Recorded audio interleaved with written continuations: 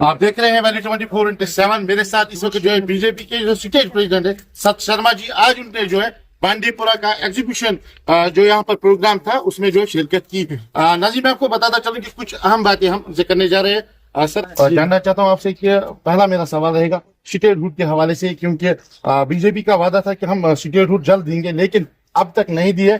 इस हवाले से आप क्या कहना चाहते हैं? परिस्थितियां इस प्रदेश की, जम्मू कश्मीर की आज वैसी नहीं है जो जिस समय में सरकार बनने की बात हुई थी। और उसके बाद आप लोगों ने वातावरण देखा। पहलगाम के बाद प्रधानमंत्री जी ने कहा है कि हम लोगों को उचित समय का इंतजार करना चाहिए। देश के वही प्रधानमंत्री हैं जिन्होंने हमारे देश को अर्थव्यवस्था में चौथे स्थान पर लाया है। उनका कहा पत्थर के ऊपर लकीर की तरह होता है, मानकर चलिए उचित समय आने का हम लोगों को इंतजार करना चाहिए।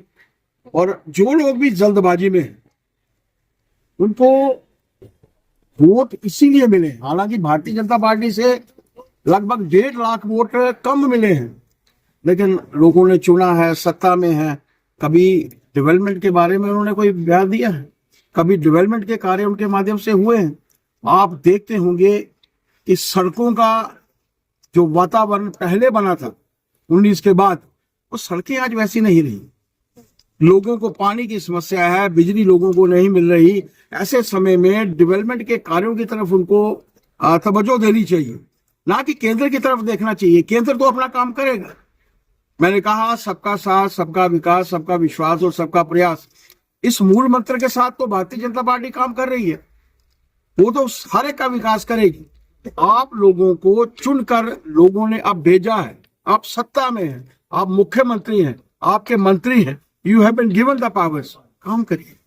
तो कुछ एमएलए ने यह कहा कि हमारे हाथ में कुछ नहीं है, सब जो है सेंटर के हाथ में। 88%, कभी आप डायरेक्टर जनरल ऑफ पुलिस से बात करिएगा, 88% जो यहाँ की हमारी टोटल बजट है वो सीएम साहब के पास है। 12% बजट लॉ एंड ऑर्डर को लेकर एलजी साहब के पास है, जहाँ पुलिस डिपार्टमेंट के पास है।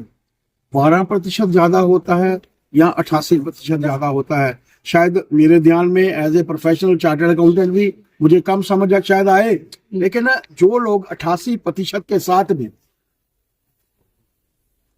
एलिवेशंस वो कर रहे हैं, ट्रांसफर्स वो कर रहे हैं, लगातार से डेवलपमेंट के कार्य जो उनको करने चाहिए उसमें बिल्कुल पीछे हटे हुए हैं। प्राथमिकता हमें वो दिन मिलनी चाहिए, वो देनी चाहिए कि जो कार्य मुझे सौंपे गए हैं, लोगों ने क्या कार्य उनको सौंपे हैं, आपने क्या सोच कर उनको वोट दिया था? यहाँ पर लोगों ने जब एनसी को वोट दिया तो क्या सोचकर वोट दिया था कि वो डेवलपमेंट करेंगे, वो लोगों को पानी पिलाएंगे, वो लोगों को बिजली देंगे, वो लोगों की समस्याओं को सुनेंगे, उसका समाधान करेंगे।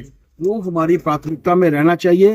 प्राथमिकता में वो चीजें हैं ये लोगों का ध्यान बटाने के लिए ये ऐसी बातें कर रहे हैं। वो जानते हैं लगभग 1 साल से ऊपर का समय हो चुका है। Nothing concrete has been done by these people.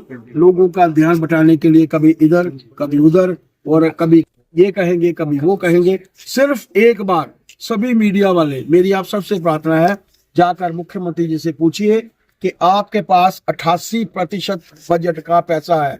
87 होगा तो मैं स्टेटमेंट वापस ले लूंगा।